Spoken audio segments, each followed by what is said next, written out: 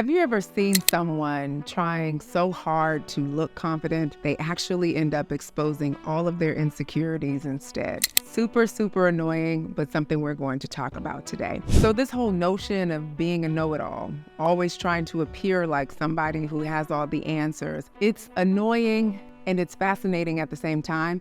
It's also really important for us to talk about because you run into people like this all the time. And that's exactly why I want to look at why does trying to look confident usually end up exposing your flaws. So hopefully this isn't you, but if it is, no guilt, no shame, no blame, no beat up here. And if you have colleagues like this, keep listening. So let's go ahead and unpack this phenomenon. So first things first, why do people do this? So this usually has to do with the fear of vulnerability and, a fear of being wrong. We live in a society that praises certainty, confidence, knowledge, being in control at all times. And we also live in a society where these things are valued in the workplace. So admitting that we don't have all the answers can feel like we're showing a weakness, but in reality, being someone who always knows everything is actually a sign of insecurity. So always having to be right, always having to know everything, it actually suggests that you're not comfortable with the idea of not being perfect. So what's missing here is the idea that it's actually okay not to have all the answers. It's attractive to be a learner. It's attractive to be someone who doesn't know everything. So now let's talk about the signs that shows when your confidence act is not working. So number one, overcompensation. This is a big one. I had a friend who was the queen of overcompensation. When we would be by ourselves, everything would be fine. But as soon as we would get around other people, especially people who she wanted to impress, all of a sudden she'd go from like 0 to 100, speaking louder than necessary, using unnecessarily complex language. She really thought she looked good, but it was really obvious that she was trying to prove her worth or prove something. And usually this kind of behavior comes from a place of feeling inadequate internally, trying to cover that up.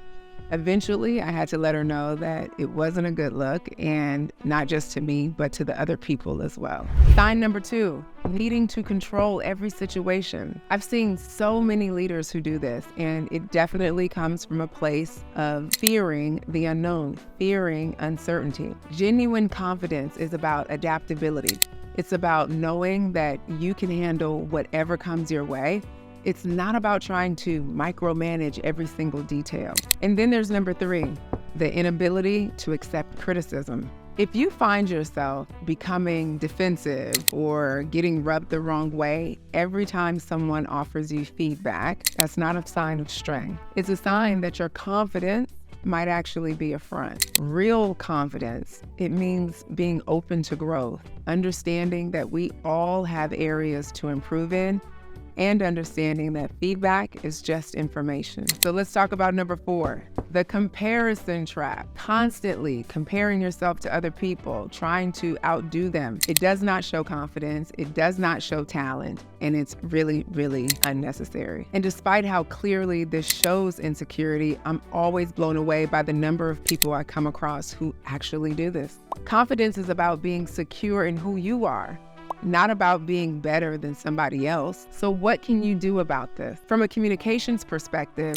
it starts with practicing active listening, not just hearing what other people say, but truly understanding and reflecting on it before you give a response. This shows confidence in your ability to learn and grow. It also shows that you don't have a need to dominate conversations. From there, embracing vulnerability. It's okay not to know everything. That's where you get to practice self-compassion, self-love, acceptance. That's where you get to talk to yourself just like you would a close friend. You get to ask questions, seek feedback, and not as a threat, but as an opportunity to grow. Now, I know there's a lot of talk out there about faking it until you make it. And in some situations like overcoming fear or taking a risk, that can be helpful. But when it comes to interacting with other people, the goal is not to look confident, it's to genuinely feel confident.